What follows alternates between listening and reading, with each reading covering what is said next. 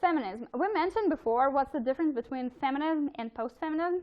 And just one thing to notice here is that feminist theoretical work became most prominent while the social background indicated the need for this type of critical theory and this type for research.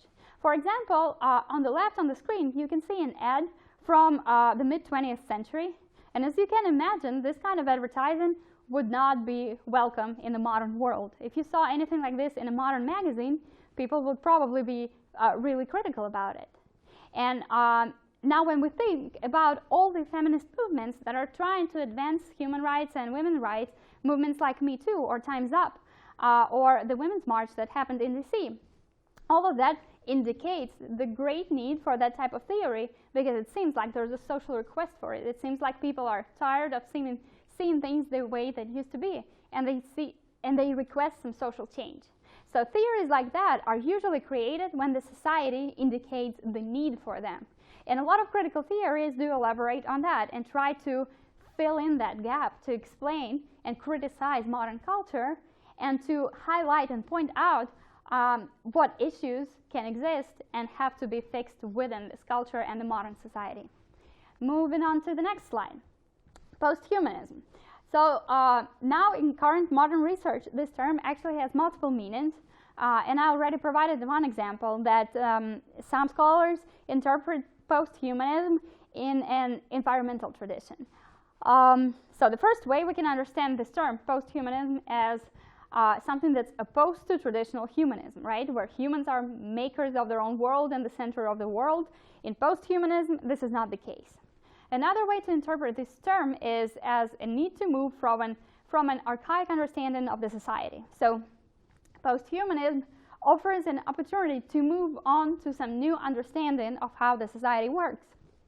The third interpretation is the idea that cyberspace has changed relations between humans. A pretty interesting idea, and it sort of builds up on what McLuhan has written centuries ago in the 60s.